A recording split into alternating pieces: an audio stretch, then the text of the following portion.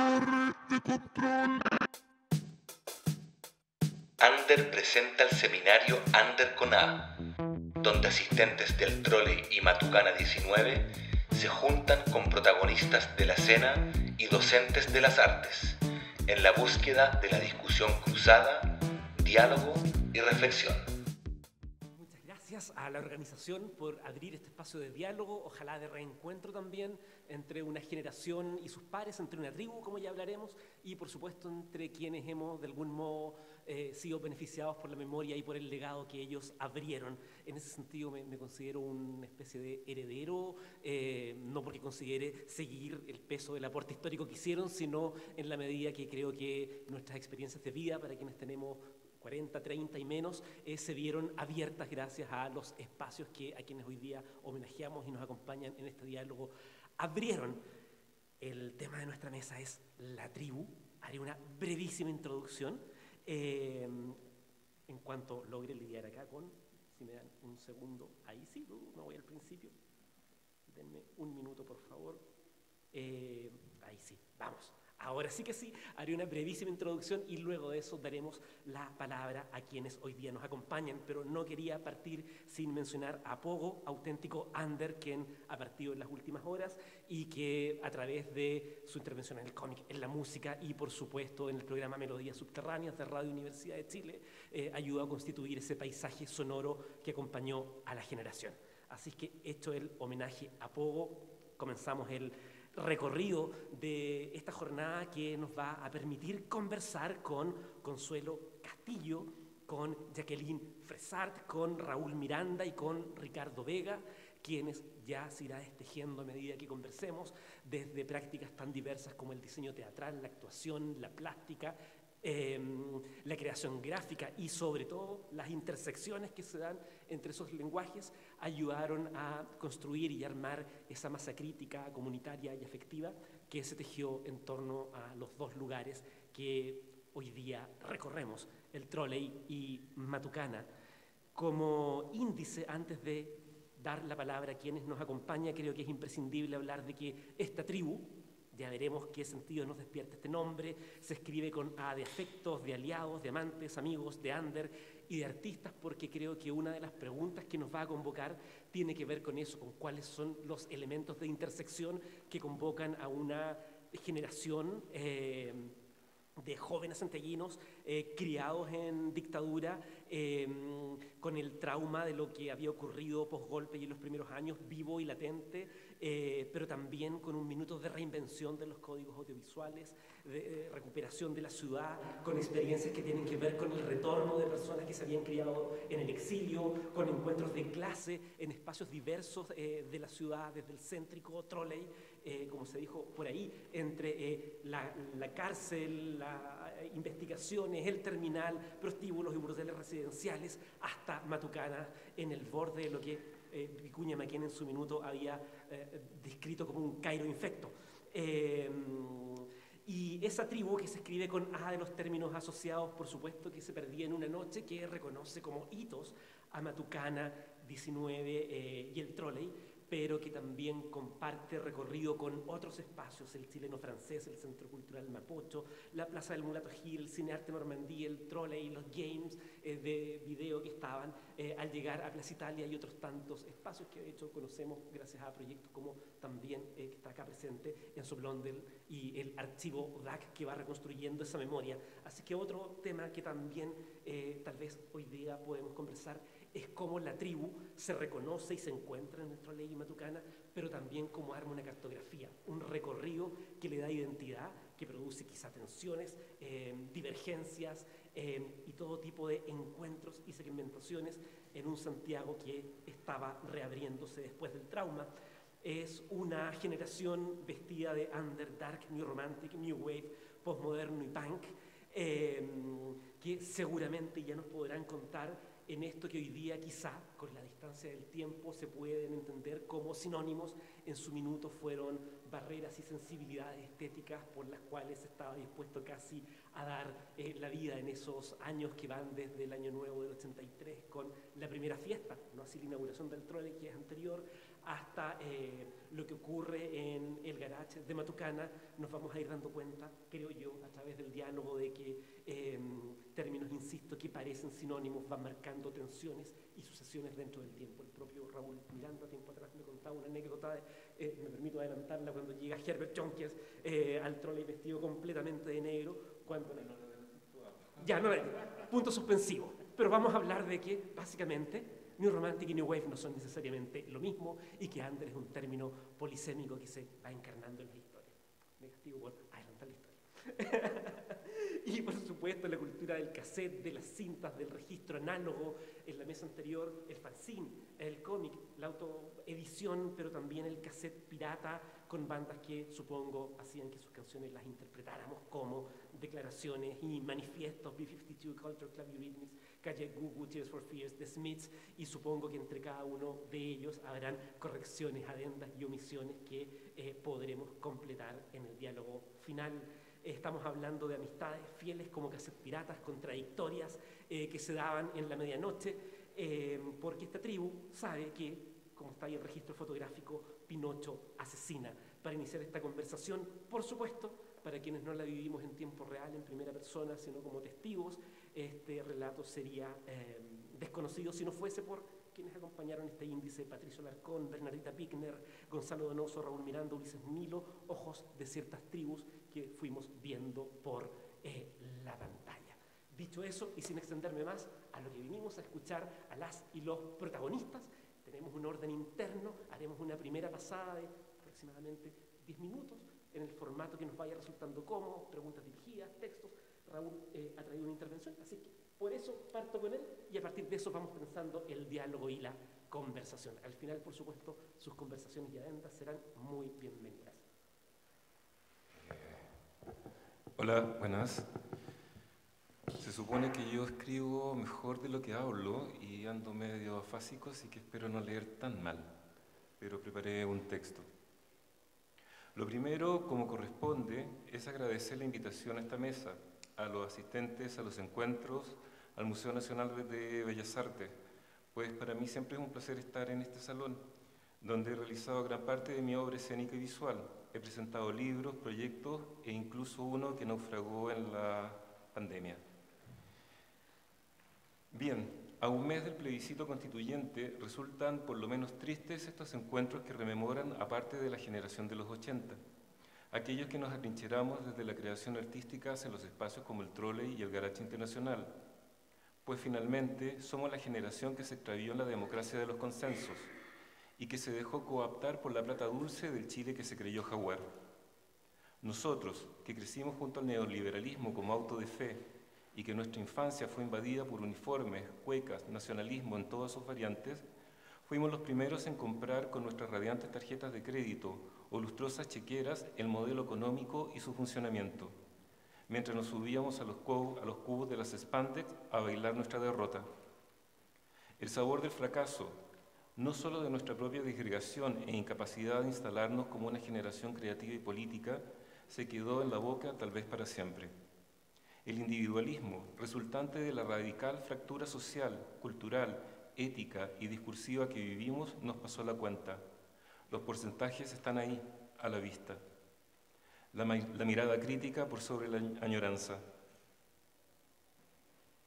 La Expo Under, así, comillas, con A, haciendo el ejercicio de chilenizar el concepto gringo de underground, proveniente de la Academia Estadounidense para analizar los fenómenos contraculturales, me produjo curiosidad y sospechas. Primero, sobre quiénes se interesaban en este periodo y cuál sería su agenda al respecto. Y segundo, qué tan colonialista y extractivista resultaría la mirada sobre nuestra historia, mi generación, por tanto, mi biografía, y de ahí un paso para algo tan ramplón como la familiaridad. ¿A quién invitarían a la fiesta? ¿Irán todos? ¿Llegará la tía pesada desubicada o el primo tonto? ¿Quién saldrá en la foto multitudinaria? Los intentos anteriores por recoger el relato generacional han resultado incompletos al estar centrados disciplinariamente en lo pictórico, lo audiovisual o en ser espacios compartidos dentro de un proyecto determinado, como la rotonda que Coco, Carlanga y Mauro dejaron en este museo invitando a sus amigos para exhibir obras y archivos en su ruta trasnochada. o la muy deslavada Dominios Perdidos, del Mavi, que motivó como reacción la exposición New Way Of que el Man Chiloé realizó el 2019 con obras de su colección y al que fui invitado a escribir el texto evocativo de dicha muestra. Luego me surgió otra cuestión. ¿Por qué la Católica organiza estas mesas? Bien, de esto último un atisbo de respuesta, pues la Universidad Católica, la Diego Portales, el Centro Nacional de Arte Contemporáneo Cerrillos son las únicas instituciones que están metódicamente trabajando con archivos artísticos. Pido disculpas si omito alguna otra. Al principio, olvidando mis suspicacias, cooperé animadamente con este proyecto, pero hace unos meses atrás desistí de participar en la exposición, pero no me pude negar a la invitación que me hizo Cristiano Paso, que modera esta mesa, y quien está trabajando hace un año con mis archivos.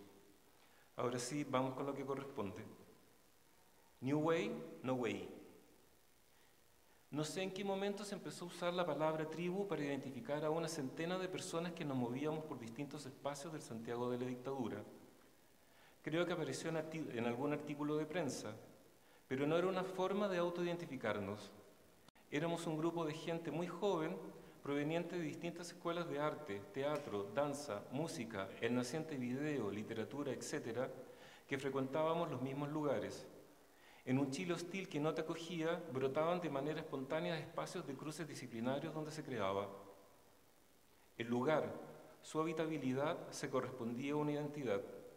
Y así como emblemáticos resultan el trolley y el garage, muy distintos ambos en su desarrollo a pesar de los paralelos, no podemos olvidar otros sitios de encuentro como el Club de Teatro, el Goethe, el Teatro Arte Cámara Negra, el Instituto Chileno Francés, el Centro Cultural Mapocho, los Games de Plaza Italia, el Castillo Francés, el Cine Arte Normandí, el Jaque Mate, la Plaza del Mulato, la Botillería Rosita, el Venecia, el Platón, la Nona Jazz, el Baltas, el Biógrafo, la Casa Larga, la Casa de Constitución, la tienda de Paula Sobek, Espacio Cal, Galería Sur, Visuala y otras galerías, plazas o casas a las que llegábamos en Bellavista, o el Verde Bosque, como era conocida Las Encinas, nuestra Escuela de Artes de la Chile.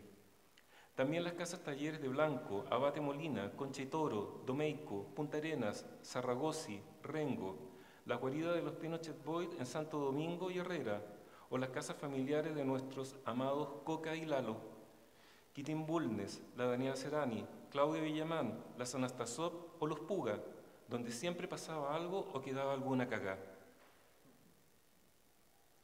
Aquí necesariamente cito del texto que escribí para el Man Chiloé, comillas. Aunque funcionábamos como una tribu, no éramos una tribu y menos una familia, una idea muy hippie. No había jefes o creencias en común más allá de sobrevivir cuando los hechos nos demostraban que todo estaba mal y que la realidad era algo intolerable. Éramos un grupo de niños extraños en una sociedad oscura construida sobre el homicidio y la delación. No teníamos amigos mayores.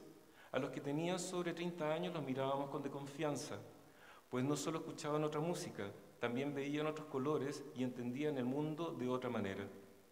Ellos eran los fracasados, las generaciones que llevaron al país a la deriva, los que no supieron salvar la república o la traicionaron.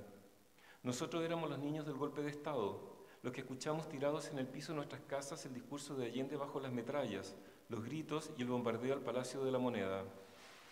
Algunos vieron, desde las pocas torres que había en el Santiago de esa época, a los Hawker Hunters sobrevolar la ciudad y las columnas de humo dejadas por sus bombas.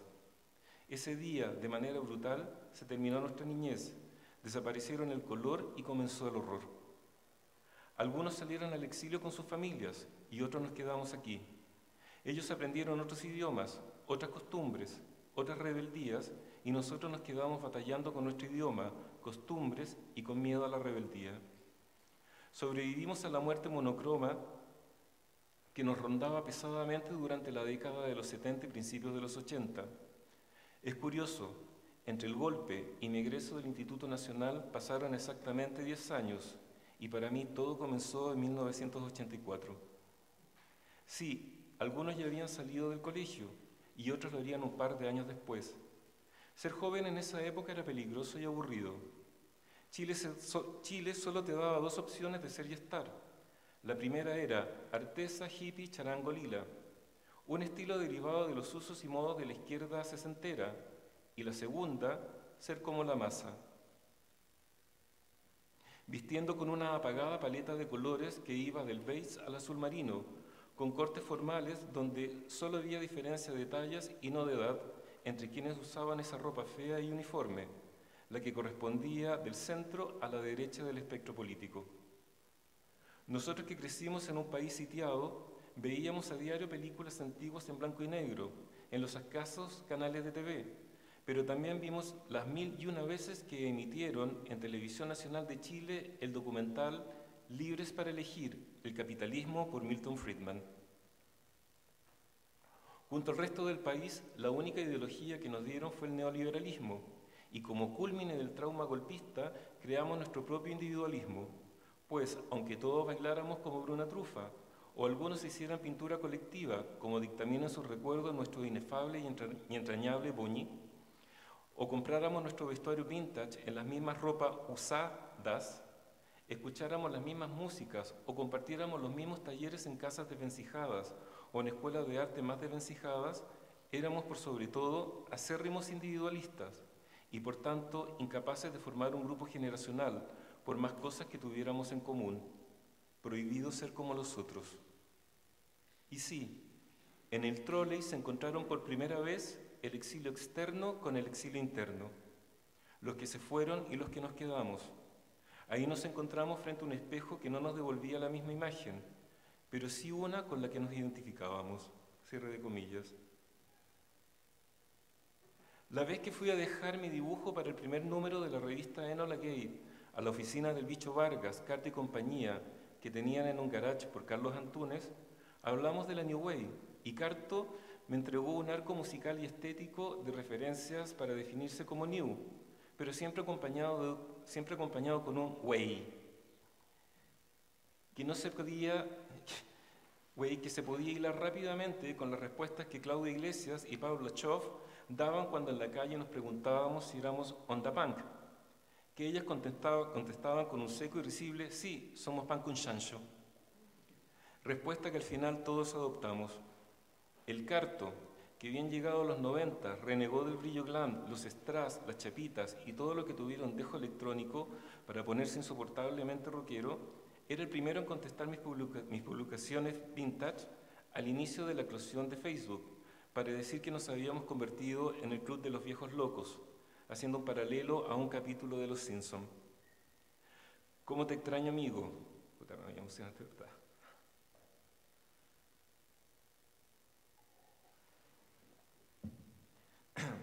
Hace falta ahora, estaríamos con ataque de risa hablando de esta expo, recordando estupideces, pelando a todos los presentes y yo celebrando tus chistes fome. Salud por ti. Tengo que hacer otro recuerdo a propósito de definiciones y conceptos. Cuando Herbert Jonker regresó a Chile en 1986, se apareció en una fiesta del trolley vestido con un traje de 2 piezas, un pullover de cuello alto, un cinturón sobre la chaqueta ajustándola lo más posible y zapatos de cuero, todo completamente negro. Su pelo rubio estaba largo y lo llevaba peinado con gel en una larga coleta. Para quienes no habíamos conocido a Herbert cuando llegó a Chile con Grifero a principios de la década, era un mito. Conocíamos sus dibujos, pinturas y escenografías. Tanto las memorias de un galpón abandonado como Cinema Utopia eran proyectos que supervisó desde Bruselas vía cartas. Nosotros, que teníamos el pelo corto y asimétrico, usábamos colores fuertes y cuanto brillo encontráramos, quedamos mudos ante su imagen. Me acerqué a Ramón y le pregunté por qué se vestía así, y me respondió porque era posmoderno. Y aquello era una postura estética y política. Fue la primera vez que escuché ese concepto que sería finalmente el gravitante de nuestra generación. 2 cosas más. Ese mismo año, por idea de Andrea Lin, adoptamos el negro como color de vestuario cuando lo propuso para el 11 de septiembre, pues todos estábamos de duelo. Poco tiempo después regresaría Martin Schoff desde Frankfurt con Toby, Lars, Alejandra y Claudia, y el look blanco y negro alemán asociado a la música electrónica se enraizaría, pero esa es otra historia. Para cerrar mi intervención en esta mesa, hace unos días recordé algo que me emocionó. Apolonia Bernabeu, conocida también como la Preyasi, pues ella era una de los tantos baguanes o ragnich, seguidores de Baguán, que estaban infiltrados entre nosotros, como Anahata, Luis Beltrán, que era el DJ del trolley, se refería siempre a la gente que frecuentábamos, a los que se vestían de manera distinta al resto, como nosotros, a cualquiera que llegara donde estábamos con una palabra, los amigos. Gracias.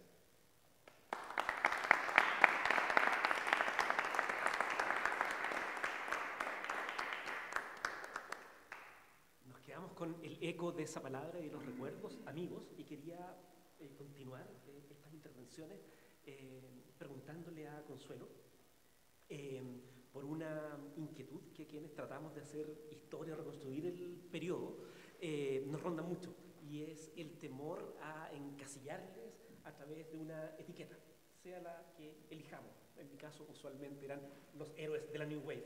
Pero tratando de dejar un poco al margen esa etiqueta, te quería preguntar cómo fue ese minuto de constitución de esta tribu. ¿A dónde voy con la pregunta? Tu biografía artística, claro, nos deja como huella una serie de intervenciones, performance, obras que recorren los espacios claves del periodo. Pero quiero ir más allá. ¿En qué minuto tú sientes que el ser parte de esos elencos, por ejemplo con Vicente Ruiz, comienza a ser una instancia vital que va más allá de aparecer en un programa de mano común? ¿Cuándo comienzas a darte cuenta que esa cofradía con la que circulas son tus amigos, son tu tribu, y qué ves en ese gris Santiago de niebla oscura que te hace reconocerlos a ellos y no a otros como la tribu, como los amigos?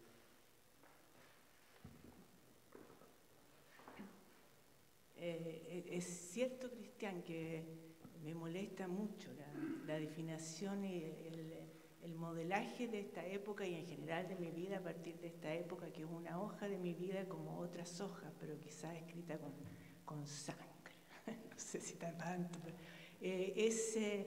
yo creo que a mí lo que más me importa de esa época es que estábamos construidos en base al deseo. Entonces moldear el deseo es realmente algo muy difícil. Ahora lo escucho a ustedes y decodificar a esta tribu, que más bien para mí sería como una membrana de creación, y otras veces como en este contexto que es la dictadura, en definitiva, que es una cárcel, para mí es una celda de luz, o sea, estar en esta creación, con estos amigos, con estos encuentros que vivíamos, donde no existía además el prejuicio, existía el deseo de crear, el deseo de estar juntos, de generar libertad, y eso era una potencia infinita de vitalidad, era darle vida a la vida, y no es que no pensáramos en la muerte, porque de hecho estábamos haciendo tragedias, todas eran tragedias, y sin embargo, gracias a ese deseo, gracias a esa catarsis que vivíamos en torno a la creación, era que lográbamos espantar el horror también.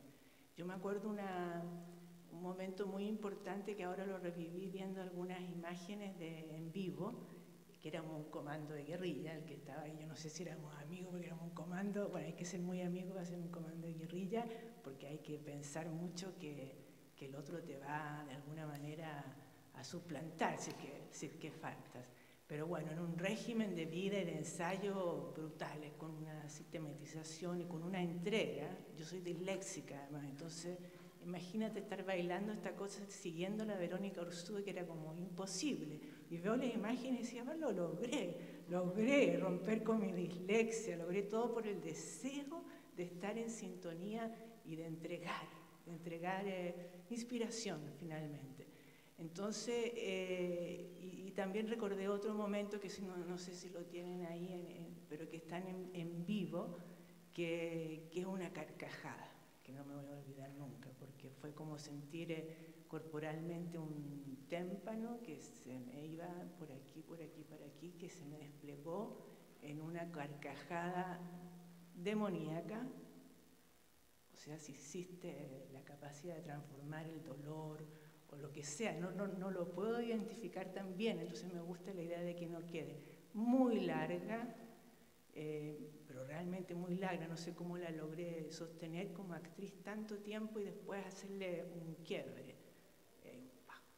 Vicente a mí me decía que era su actriz preferida porque lograba tener un manejo del ritmo muy grande, y era esto lo que el tiempo real, que era inmiscuirte en una realidad casi inconsciente, manteniendo sí un programa, un plan, y igual era como imprevisto ese plan, o sea, porque uno salía con quiebres o transiciones que hacían que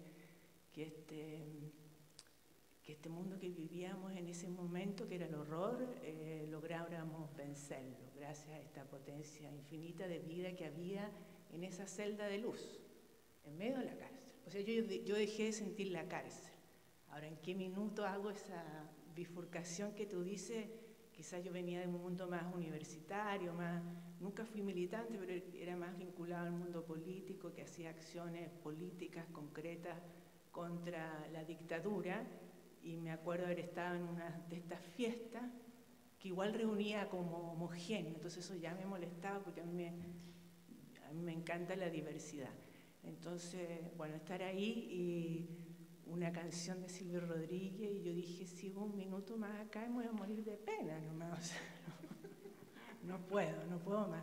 Y en tanto me encuentro con la Jacqueline, me encuentro con Vicente, me encuentro con la fuerza que es el teatro, y eso me hizo irme hacia esta membrana de vida o tribu, como quieres llamarla, a estos amigos que no sé si es la edad o el momento tan crucial que vivimos ambas cosas, que hace que permanezca para siempre, viva, transformada esta membrana, y a mí me ha entregado esa experiencia. Creo que soy para siempre así, o sea, estoy tocada, uno sigue para adelante y no vives la nostalgia. De hecho, no vivíamos en la nostalgia, lo que era fascinante, porque era en este estado de enamoramiento y de creación no sé para qué, porque no, era para vivir nomás, para sentir la vida. Nos dejas una figura que nos permite conectar con lo que quisiera tocar en la conversación con Jacqueline, porque es fascinante reconstruir esta escena. Uno se imagina el Trolley, año 34, Raúl Miranda de cerca de 20, ya volveremos a las predicciones históricas.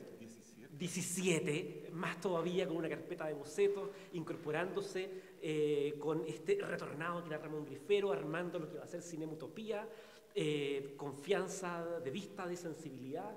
Por otro lado, Consuelo armando este elenco, con Vicente Ruiz se comienza a generar esta membrana de luz, la relevancia de la figura que acoge a estos amigos, estos intercambios. Y cuando hacemos memoria hay un hito que varias de las personas con las que me ha tocado conversar recuerdan particularmente, que fue, si la memoria no me falla, por ahí 7 de noviembre del 84, estreno de Hipólito, donde Jacqueline, en una escena memorable, declama acompañada por una banda que era Primeros Auxilios, con la prestancia de Debbie Harry y la sofisticación de artista visual. Me complace odiar a las mujeres en esta cita al monólogo de Hipólito, y esa imagen que nos ronda y que nos acompaña hasta el día de hoy nos hace ir haciendo las siguientes asociaciones, y ya prometo llegar a la pregunta, ¿no? La primera, que las personas con las que conversamos dicen: esa noche de Hipólito fue la noche en que nos empezamos a reconocer, a que nos empezamos a dar cuenta que constituíamos una sensibilidad fin, más allá de que nos viniésemos de diversos tipos de exilio, de diversas procedencias de clase, de diversas formaciones universitarias, y estuviésemos rompiendo, radicalizando lo que hacían nuestras familias. En ese contexto, te quería hacer la misma pregunta que a Consuelo, pero un poco al revés. Consuelo nos dice: esa es la membrana de luz que nos atrae. ¿Cómo fue esa dimensión de romper, o si es que estaban rompiendo con algo, ¿no? ¿Cómo experimentaste esa coyuntura de plegarte a una tribu y sentir, si es que lo sentiste, que estabas rompiendo, y con qué? Bueno, para empezar, la definición de tribu a mí también me produce, y creo que lo he detectado en lo que han hablado los dos, una cierta como como una cierta sospecha, como que como miembro de esta supuesta tribu, no estoy tan segura de lo tribu que fue por todo este asunto del individualismo que después del plebiscito del 88 nos cayó encima y cada uno tuvo que acomodarse como pudiera. Pero, y por lo demás, que para mi experiencia personal fue muy íntimo, porque mi sistema como de filiación con estos miembros de la tribu fue siempre muy personal. Por ejemplo, Enzo Blondel era mi vecino cuando yo era niña. Yo salgo del colegio y entro a la Escuela de Teatro de la Chile y lo primero que hago es conocer a Vicente Ruiz. Entonces éramos muy jóvenes, yo 19, Vicente 23, y primero empiezo a él a acompañarlo en su actividad política dentro de la escuela, cosa que del estrato social donde yo vivía no se conocía, no existía, digamos. Y luego, posteriormente, él empieza a imbuirme en este mundo del arte, de la vida como obra y de la idea de empezar a crear estas primeras performances que las creamos en la casa, en la pieza de atrás, en la pieza de la nana, en las vacaciones. Empezamos Vicente y yo, y cuando me pregunto de dónde venía toda esta energía para crear esto, porque vivíamos en esto, dormíamos con esto, comíamos con esto, cuando fuimos a hacer la primera performance de Vicente, que creo que fue el año 82, 83, no, anterior a Las Novias, una de la que no hay registro, que tocábamos con unos latones y ensordecíamos al público, toda una cosa, y los actores éramos Vicente y yo. Y entonces, bueno, después yo me fui a la escuela de teatro, con Vicente nos separamos, yo entré al Instituto Arcis a estudiar arte. Pasé de la Universidad de Chile, donde era muy formal todo, todos nuestros profesores eran gente muy mayor, porque eran todos los profesores relativamente, entre comillas, modernos, habían ya salido al exilio. La universidad era un espacio súper oscuro, casi tétrico, y a Vicente lo echaron de la universidad en segundo año por participar en cosas políticas. Pero nosotros además teníamos la aspiración de hacer una resistencia estética, no solo política. Ahora, no sé si en ese momento éramos leídos de esa forma, éramos quizás leídos como unos chiquillos revoltosos, pero nuestras aspiraciones, sobre todo las de Vicente, su misión era trascendente, mucho más allá de eso. Pero bueno, a él lo echan de la escuela, yo me voy a la Escuela de Arte del Arcis, y ahí tengo como profesores a Eugenio Didborn, Francisco Brugnoli, Nelly Richard, y toda una especie de élite de la intelectualidad. Pero seguía, por supuesto, que juntándome en esta tribu. Yo me acuerdo el relato de Raúl, cuando él relata cuando conoció a Herbert Jonkers, yo me acuerdo perfecto, y lo que me llama más la atención es que todavía en tu relato, Raúl, hay sorpresas para mí. O sea, como decir, ¡ay, fulano! ¿En serio? Por ejemplo, como Luis Beltrán, Ana Jata, que después, posteriormente, me relacioné con él porque finalmente somos como una familia como endémica chilena, en que por lo menos hemos vivido yo muchos años acá, somos como los mismos. Y bueno, y todos estos lazos personales entre Vicente, Enzo, Consuelo, después se fueron sumando más y más personas, después aparece Jorge González en nuestro espectro, y estos eran puras relaciones personales, así como de uno a uno, tú conmigo. No había mucho ese nosotros, a menos que sí al interior de los grupos de trabajo de Vicente. Ahí sí había mucha cohesión y este espíritu de guerrilla, de que teníamos que dormir juntos, levantarnos juntos, y era como un trip, que no era como ingresarse en algo así, ¿no? Sí.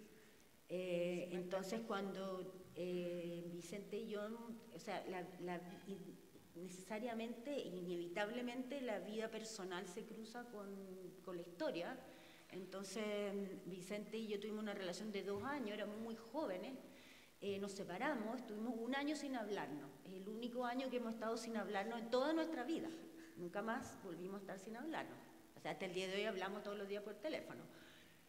Y entonces ahí, después de esa separación, ya Vicente había avanzado un poco más, yo ya había recibido toda esa formación de mis profesores de la Escuela de Arte, había ya conocido a Jorge también, o sea, ya este grupo íntimo empezaba como a tomar más cuerpo y empezaba como a traspasar los barrios.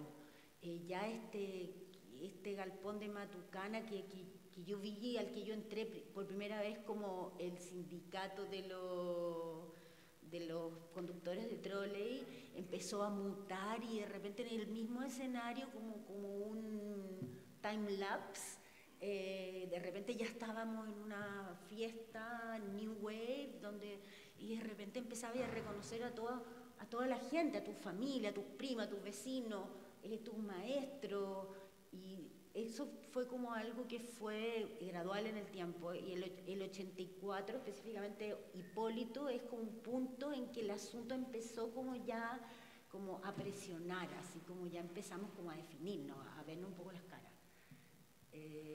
Bueno, después, como para seguir mi biografía igual, entre comillas, salí de la escuela de arte y mis primeros trabajos fueron con Duclos y con Bicho Vargas en su estudio de diseño. También trabajé en diseñadores asociados, fui la fotógrafa como de campaña de los prisioneros, pero como podrán ver en mi relato, todos mis trabajos no estaban enfocados hacia la productividad. No había una afiliación con un grupo artístico, entre comillas, que me respaldara, ni con profesores que estuvieran, gente mayor que estuviera respaldando algún tipo de discurso, ¿no? Seguía todo como yéndose por los lados, por las relaciones personales, y después del 88 ya más todavía, o sea, ya cada uno se fue por su lado. Yo me desarrollé mayormente como directora de arte audiovisual, y bueno, esa es la historia. Esa historia que nos van ayudando a construir nos dice que tenemos el Chile donde los amigos se imponen a la oscuridad, a la niebla, al horror, aparece esta membrana de luz, esa membrana de luz genera una atracción brutal, empiezan a aparecer además 2 fenómenos colaterales, uno, cómo se empiezan a insertar en el mundo laboral estos jóvenes, cómo se empiezan a insertar en el sector productivo. De eso me voy a colgar para hacer la segunda ronda de preguntas, lo dejo en suspenso.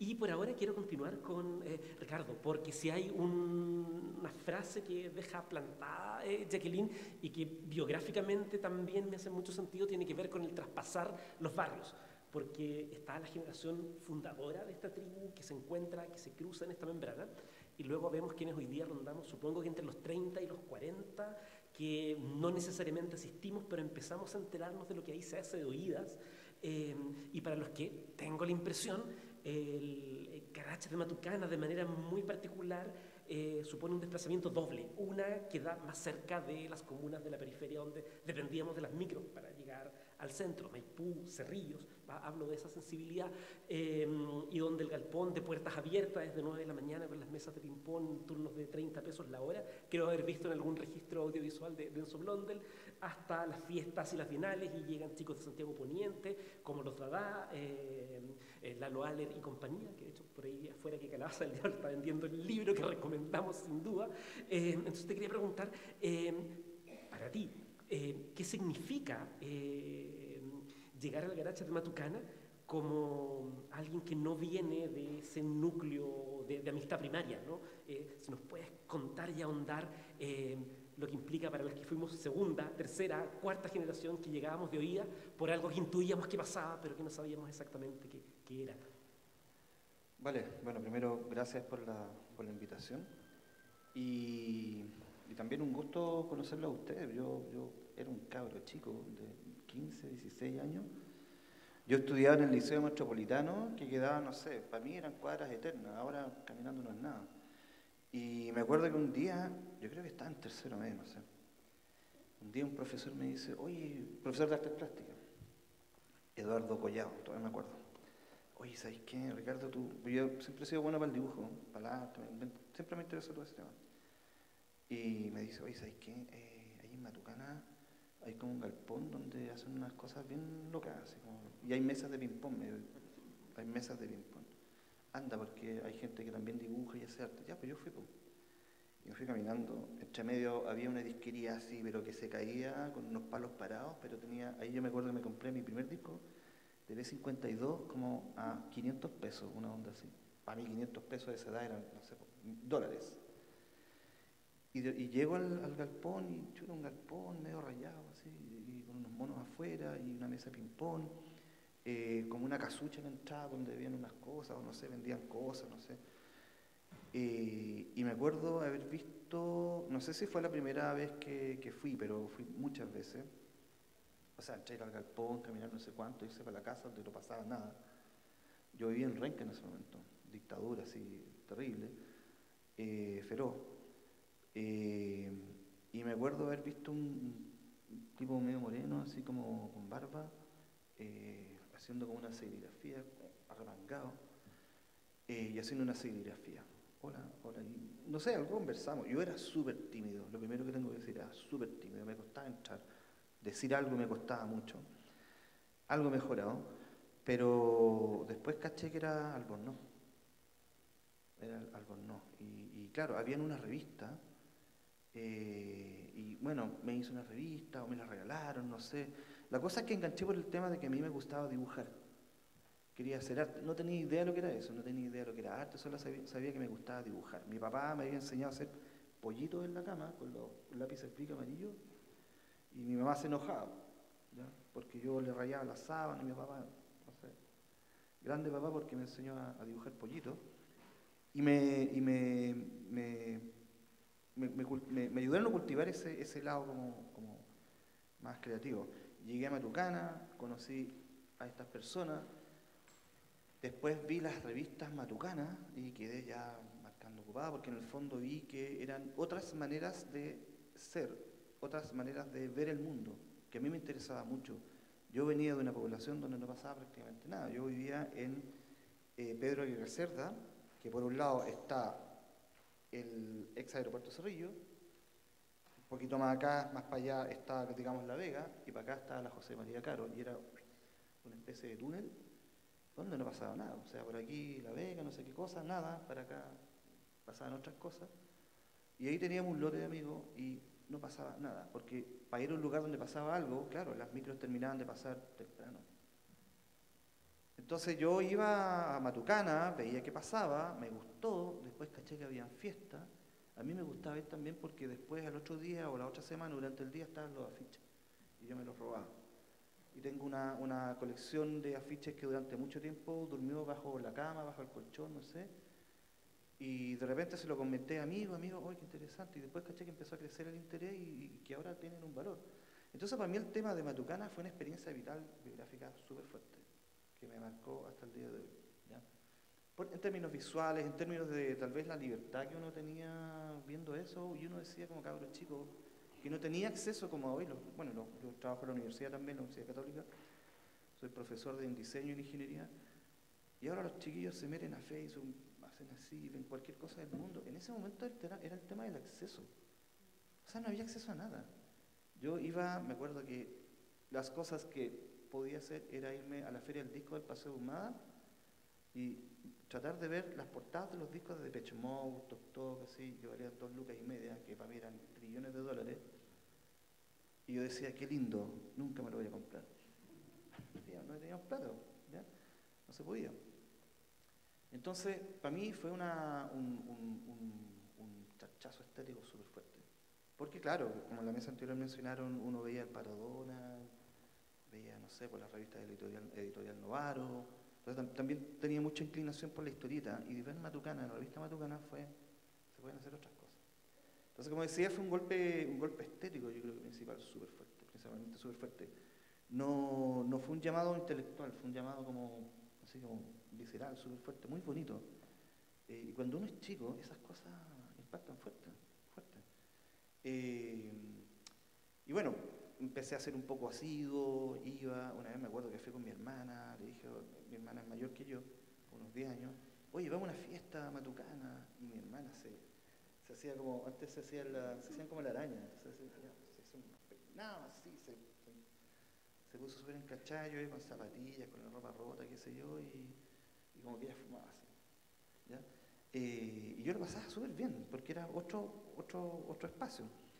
Y como era súper tímido, no hablaba con nadie, no conocía a nadie. Me acuerdo que vi a los Pinochet Boys en una cena memorable, donde cantaron una cumbia, estaba el Álvaro España, no sé, había mucha gente, fue una fiesta muy buena. Yo iba a varias fiestas. Cada vez que iba, trataba de robarme los afiches y todo. Pero el tema era que, claro, quedaba en la estación central, que para mí era como otro mundo igual. ¿Ya? Entonces, en la noche dejaban de pasar las micros, no sé, a las 12. ¿Ya? Y uno a pata para la casa. Entonces me demoraba media hora, 45 minutos de ahí para allá, con el peligro que conllevaba en ese momento. No sabías qué iba a pasar. ¿Ya?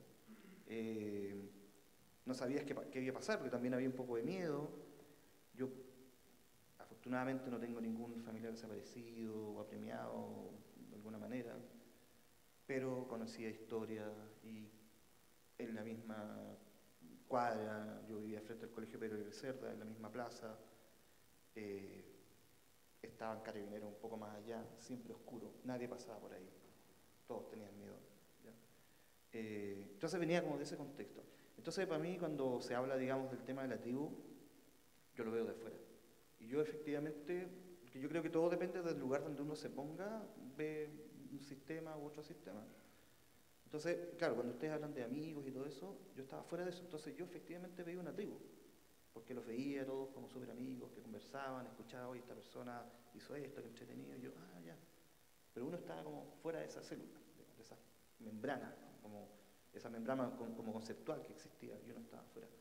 Pero me sentía súper integrado en las fiestas, en esos espacios, al menos de esa dimensión estética. Y eso yo creo que es súper bonito. A veces los discursos lingüísticos opacan o generan una capa lingüística sobre esta experiencia estética que al final de manera como muy visceral a veces nos une. O sea, yo me siento súper unido a ustedes que nos conozcamos ahora, porque vivimos una época. Entonces para mí fue súper visceral. ¿Ya? Yo no hice obra y no hice nada. Fue por la culpa de mi profesor que me dijo, oye, ¿sabes qué pasan estas cosas allá? Iba para allá y quedé fascinado. ¿Ya? Y después, claro, me metí un poco más en el tema de la historieta. Después, no sé, quiero ser artista. Todavía no tenía idea de lo que significaba eso, pero tenía ganas de hacer algo, de hacer cosas. Esa especie de expresión de la subjetividad que uno tiene, como decir, este soy yo en el mundo, eso para mí fue súper fuerte. Y yo creo que lo tenía porque gracias a mis padres, a mi madre, etc., a pesar de que lo pasamos súper mal en dictadura, me dieron ese espacio de libertad. Y el espacio de libertad que me dieron mis padres, mi educación, etc. Mi papá tenía unos libros súper bonitos en la casa con hartos monos, hartas ilustraciones. Entonces yo viendo esos libros como que alimenté mi imaginario visual y todo, pero el espacio de posibilidades de lo que se podía hacer, yo creo que lo vi, entre otras experiencias, viendo Matucana. O sea, lo que se vivió ahí. ¿Ya? Y para mí eso fue súper bonito. ¿Ya? Antes de dar la palabra a la audiencia para comentarios y ir completando este relato, ojalá coral, quería hacer una última ronda sobre un punto que apareció en las intervenciones de Jacqueline y Raúl y que tiene que ver con el tránsito hacia el mundo del trabajo. Jacqueline dice, bueno, yo empecé a hacer trabajo, tenía formación artística, pero trabajos ligados al sector productivo de incipientes industrias culturales en un país donde las universidades que estaban encargadas de formar a esos profesionales estaban en su mayoría arruinadas, entonces de algún modo era una generación formada y educada en las fiestas o en lo que rodeaba al trole y al garage, a estos territorios. Y por otro lado, el relato de Raúl partía in extrema res, ¿no? De cuando entran a los 90, ya siendo parte de un sistema laboral más o menos precario. Entonces, les quería preguntar ahora por esa segunda etapa, el tránsito y la inscripción de lo que pasa a partir del 88, y pregunto esto motivado por dos cosas, además, por supuesto, de sus relatos, porque estaba revisando material de época y Enrique García, si la memoria no me falla, está a cargo de la campaña de él, ¿no? Eugenio, perdón, gracias, Eugenio García. Sí, lo que pasa es que me acordé de un lapso desafortunado. de alguien que no me voy a acordar.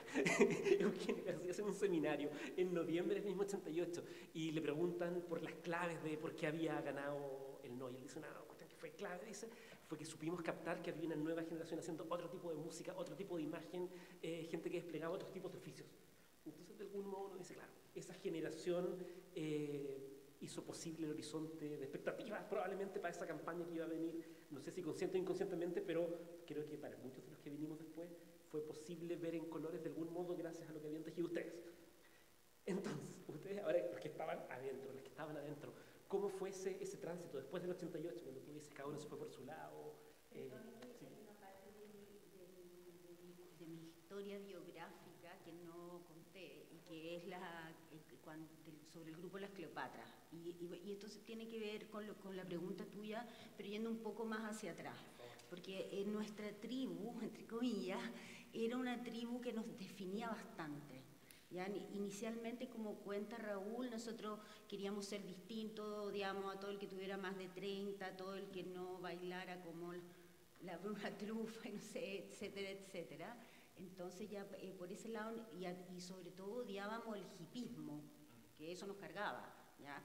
Entonces, pero después de yo haber ido a la escuela con todos estos académicos, también tampoco fui acogida por la academia, ¿ya? También me acuerdo de haber tenido peleas con mis profesores por su poco compromiso de estos señores que supuestamente eran de izquierda, bla, bla, bla, con la escuela como un organismo que respaldara a los artistas.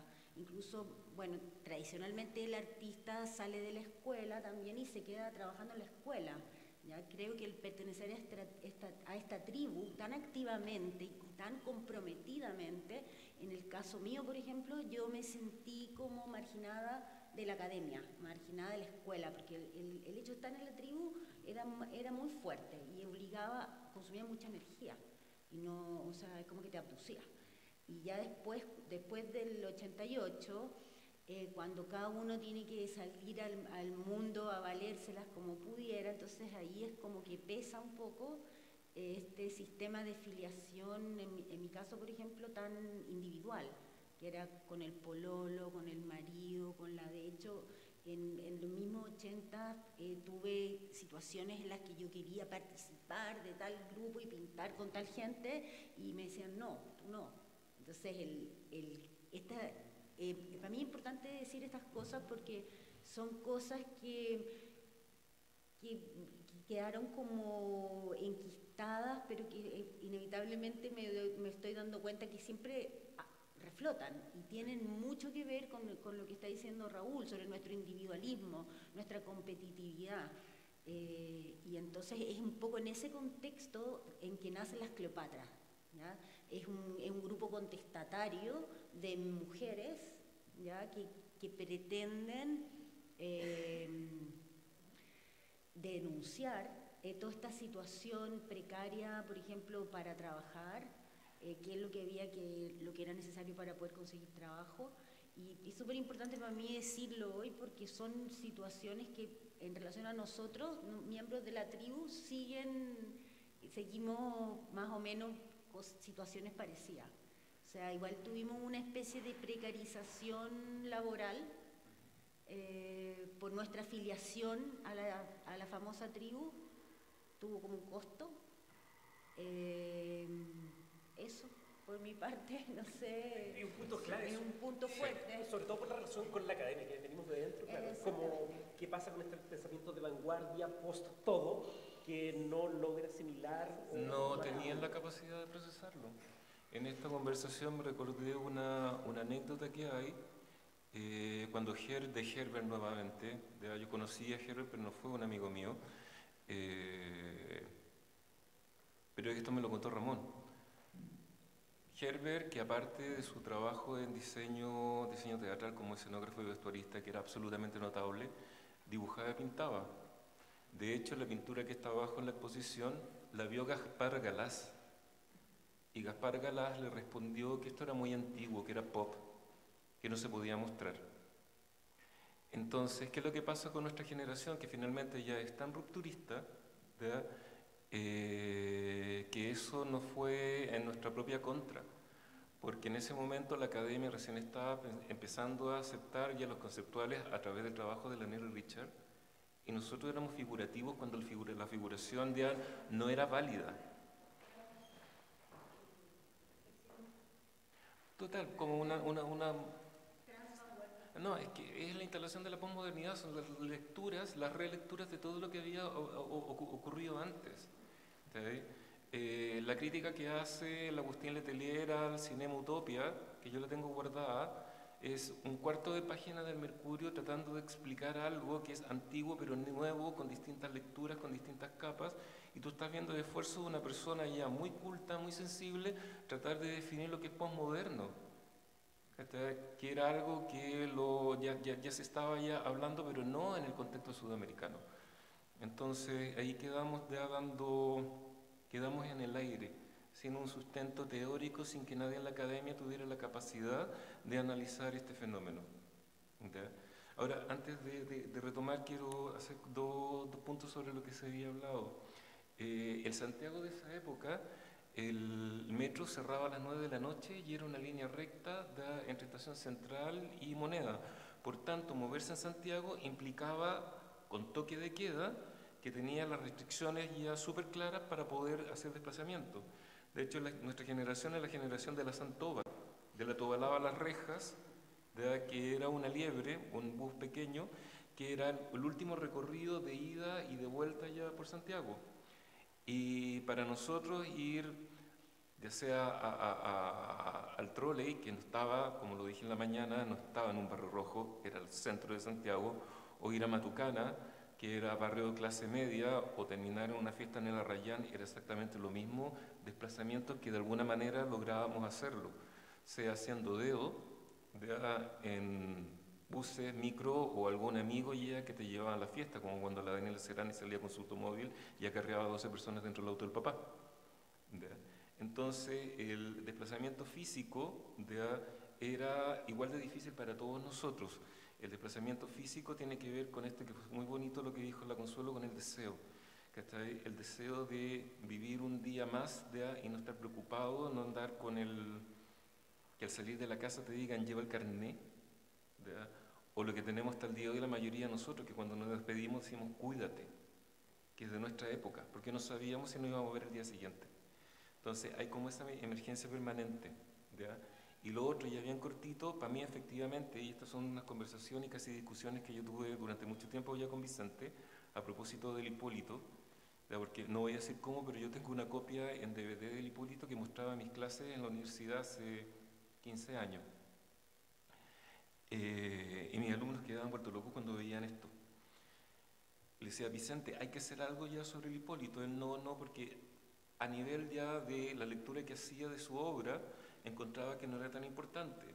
Y mi insistencia sobre él era porque es importante a nivel generacional, porque el punto de inflexión es el momento donde efectivamente ya habían grupúsculos trabajando, pero es el momento en que nos conocemos. Yo llegué al Hipólito porque salí de clase más temprano en la Escuela de Teatro Universidad de Chile, que estaba acá en compañía con Amunategui. Y me encontré con la Leticia Causel en la cafetería, y la Leta, que estaba 2 cursos antes que yo en diseño teatral y que era amiga mía, ya me dice, ¿qué vais a hacer ahora? No, vaya a la casa. Ah, es que voy a bailar más rato. ¿Tú bailas ahí? Sí, estoy con unos amigos acá en el trolley. Ah, ya, perfecto, ¿a qué hora? Hice tiempo en el centro, llego al trolley y me encuentro que estaba absolutamente todo el mundo, desde amigos míos que estudiaban en el Club de Teatro Fernando González, de donde sale la Marisol Lagar, que termina actuando en el Cinema Utopia, otra gente, y el público está lleno, y entre el público está hasta la Isidora Aguirre, perdón. Antigua pero no tanto. Y a la Jacqueline yo no la conocía y pensé que era un chico que está cantando, están los músicos, empiezo a reconocer a algunas personas que estaban ahí.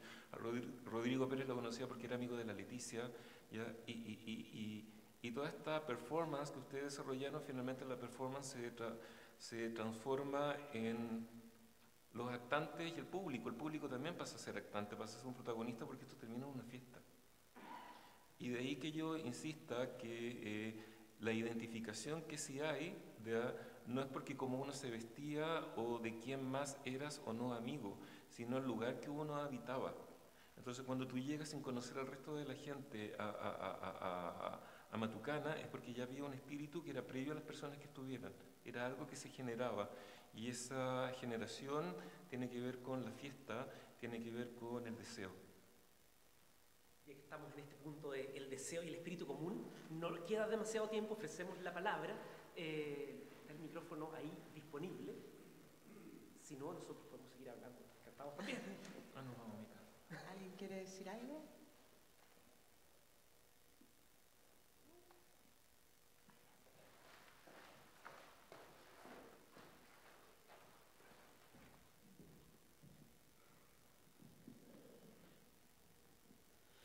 Solo agregar a todo este vocabulario, ¿no? Y a lo que se está contando, me queda la sensación de que hay tres palabras, tres conceptos que también ayudan a comprender ese momento.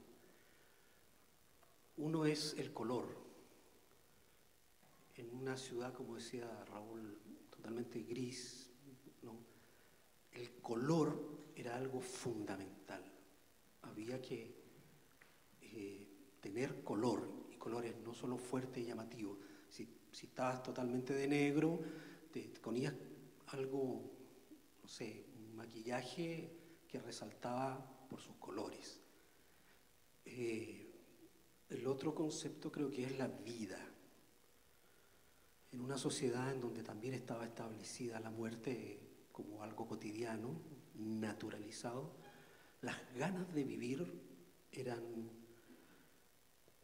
inagotables. Cada día era beber de la vida.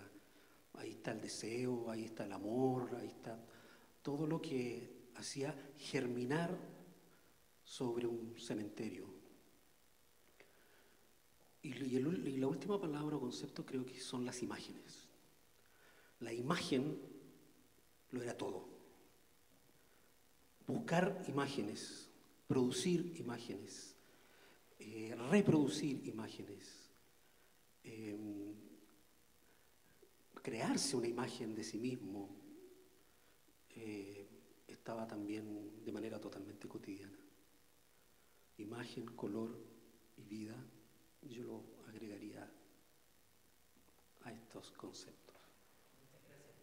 ¿De acá surge alguna reacción sobre estos conceptos, por favor? Para mí sí, porque bueno, me siento súper orgullosa de que todavía vivo de la misma forma, con esa urgencia de cada día, pero sobre la imagen, encuentro que es muy súper importante la cosa en nuestra inquietud, nuestro movimiento, nuestra fuerza y esta tribu, la búsqueda de la imagen, la fascinación por la reproducción de las imágenes, que todavía en nuestra época era como algo que todavía éramos como medio warholianos en ese sentido, todavía sentíamos que el reproducir una imagen era una cosa casi mágica y fascinante, pero también la imagen que nosotros proyectábamos y la forma en que nosotros queríamos ser vistos, cómo fuimos vistos, cómo fuimos asimilados, y en ese sentido quiero dar las gracias a la exposición Ander por el reconocimiento, por la vista, porque creo que fue mucho el derroche de imágenes y de proyección, y este sentimiento como de justicia a una etapa, lo agradezco y es muy bonito. Mientras sigue circulando el micrófono, te quería preguntar algo, Consuelo, que hemos visto recientemente en vivo y tú reflexionas sobre los métodos actorales y sobre esa disciplina. Y Jacqueline recién ponía sobre la mesa el tema de la imagen, la repetición y la dimensión más técnica. ¿Cómo recuerdas tú, en términos de imágenes, por así decirlo, ese proceso en términos actorales? ¿Cómo lo viviste tú ahí? ¿Cuál fue el cambio más radical a tu juicio respecto a cómo te habías formado antes y lo que hiciste actualmente? La intensidad, quizá, la intensidad y la sutileza, no sé si la representación, pero porque no es una palabra que nos viene sobre toda esa metodología técnica de Vicente, del tiempo real, era una intensidad que tenía códigos, que tenía, era un viaje, no, una aventura. Esa intensidad la mantengo. A propósito de tu pregunta anterior de lo que era esta tribu, que obviamente teníamos, bueno, la definiría más como membrana, como ya dije, pero teníamos este territorio común que era el Trole o Matucana. Entonces el territorio hace algo importante como nace desde este y los orígenes tan distintos de cada uno, porque hay una diversidad grande.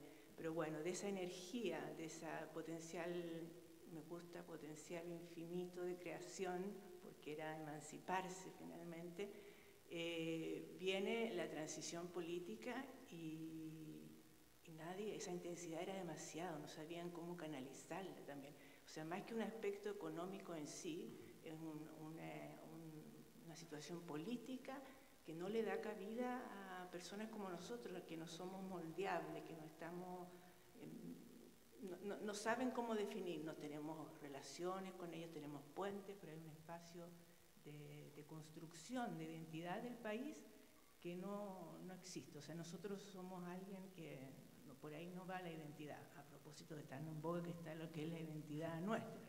Para mí, supongo que para Jacqueline, el grupo nuestro es ante todo la diversidad, y una diversidad que encontraba armonía en la creación. O sea, a mí no me espanta la diversidad y que ni siquiera el caos, porque el caos es algo que te daba luces igual.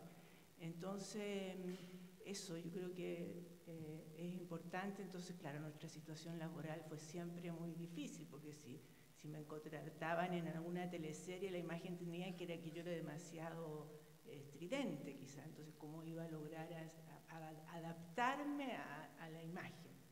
Era sutil igual, pero ni siquiera pasaba mucho por esas pruebas. ¿Estoy contestando? Completamente, completamente. Porque de hecho, claro, uno piensa esto que tú dices, la intensidad que no puede ser absorbida por el medio, y uno piensa en lo que han hecho después. Parto por allá. Claro. Ricardo, a medio caballo entre el diseño y la ingeniería, Jacqueline, técnicas mixtas, y Cleopatra, que uno dice como, ¿dónde lo clasifico?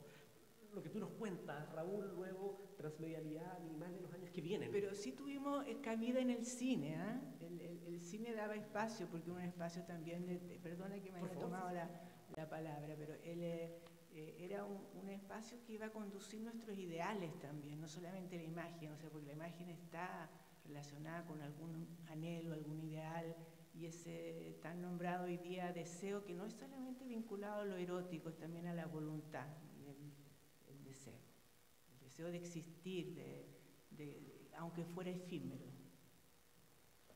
Entiendo. Perdón, interrumpí. Cortito, dentro de la última pregunta de Cristian, es súper evidente que nosotros como generación fuimos recuperados, ocupando este término gringo, de recuperar un fenómeno social, pero no nos recuperó la derecha, nos recuperó la izquierda y nos anuló.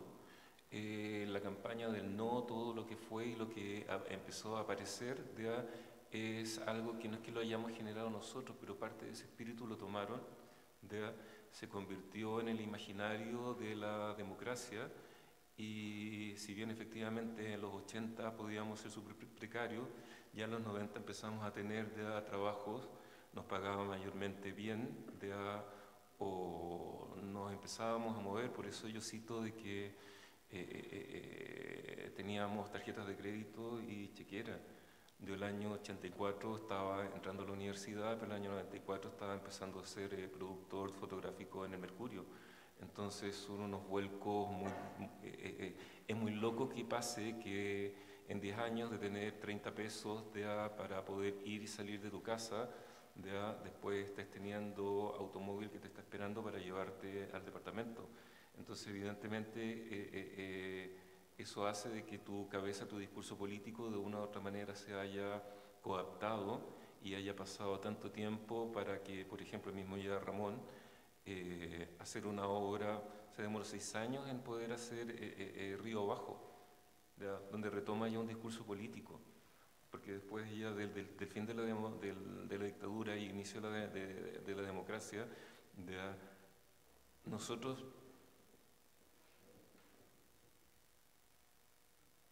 como decía el señor en el público, vivíamos ya en torno al día a día, pero también esa misma ya dictadura que estaba contra nosotros era un motor. Y eso de repente se acabó y hubo que reinventarse, y en ese reinventarse ya apareció el Chile jaguar.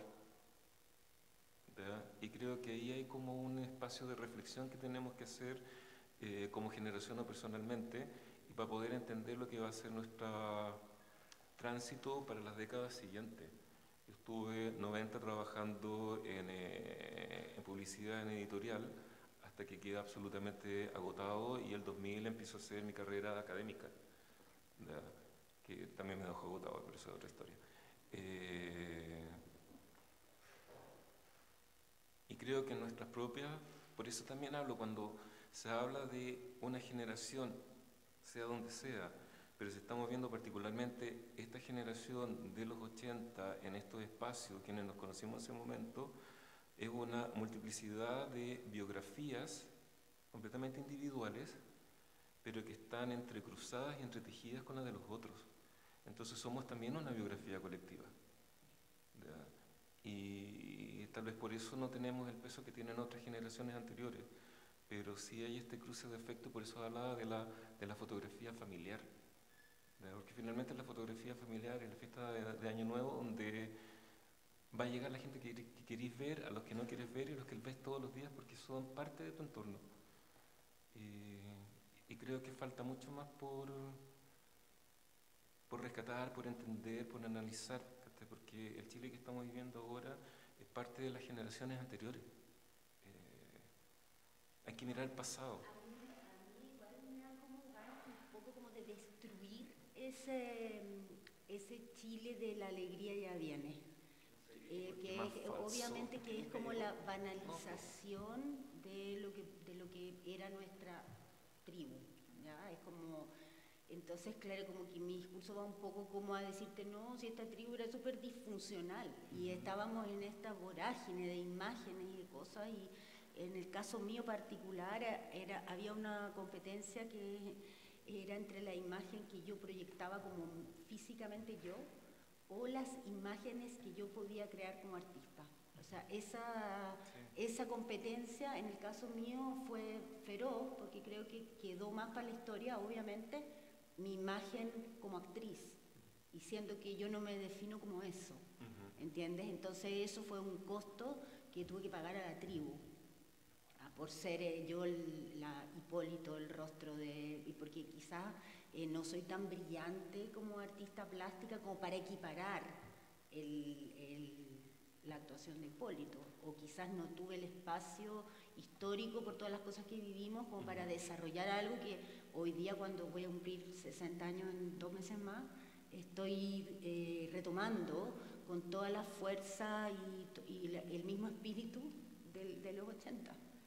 Sí, que estamos en la hora, pero les quiero pedir 2 minutos para un cierre, por favor, con Ricardo, que tenía algo en el tintero a propósito de destruir esto, pero disfrazó también de pregunta, ¿no? Como ese ánimo de destruir el imaginario de la alegría ya viene, y tú hablabas del espíritu de Matucana que te hace sentir bienvenido, o al menos cómodo, pese a que mirábamos desde fuera. ¿Qué queda de eso? Sí, celebré porque yo estaba en tu posesión, así que yo sé que uno está así como... Sí, yo creo que en las fotos familiares siempre se cuela alguien, siempre se cuela el gato, el perro o el vecino. Entonces, también yo no la veo como una... O sea, la tribu... Otros que quieren estar y que no aparecen, claro. Pero siempre lo vi de afuera, pero con ese deseo, para ocupar esa palabra que se ocupaba mucho acá, se usaba harto acá, el deseo. Siempre también me ha motivado el deseo. Pero un deseo, como decías tú, no es intelectual, no es como carnal, es una cosa más potente de sentirte como, chuta, realmente estoy viviendo lo que yo quiero vivir. Y cada uno vive lo que vive, con las circunstancias que tiene y con la visión de mundo y experiencia de mundo que tiene en ese momento. Y para mí eran fiestas súper cuicas, porque yo venía de otro mundo. Yo nunca tuve amigos que viajaron a Londres y traían los discos de Smith o de Cure, que me hubiese encantado tener un amigo. Y encontré un amigo así en la enseñanza media, en el liceo, que llevaba unos cassettes, no sé cuántas generaciones de copiado, la copia del amigo de fue a Londres, que tenía un amigo, un gato, y me mostró los cassettes de Kayagú, Tok Tok, y para mí también. Entonces todas esas experiencias son un revoltijo de cosas. Y claro, fue tan bonito haber vivido eso, para mí no sé si hay otra palabra, bonito, tan marcador, y tan fuerte. Y después de Matucana, y pasaron, no sé, la revista, qué sé yo, la revista Ácido, que no sé qué cosa, que empezaron a aparecer muchas cosas.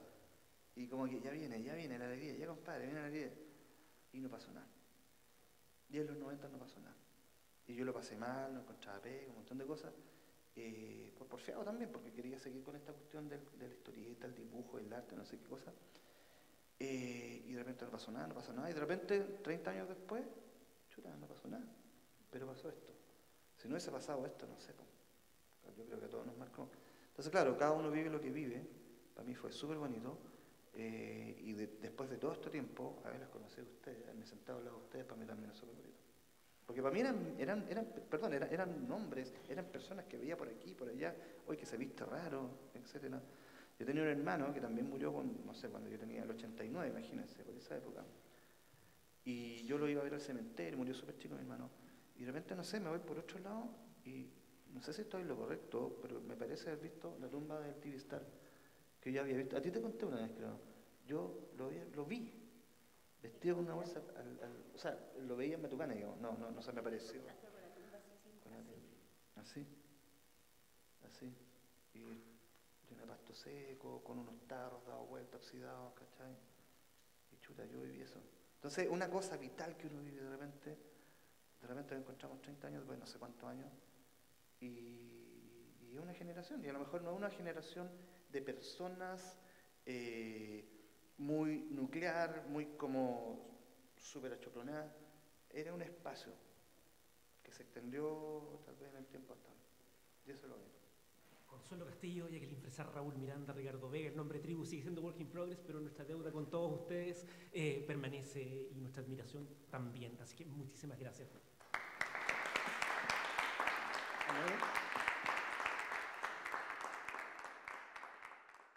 El podcast Ander con A está grabado en la instalación Torre de Control, ejercicio de mediación dispuesto en la explanada de Matucana 100. Proyecto Fondo Nacional de Desarrollo Cultural y las Artes, línea de organización de festivales, ferias y exposiciones, convocatoria 2021. Colabora Cámara Chilena de la Construcción.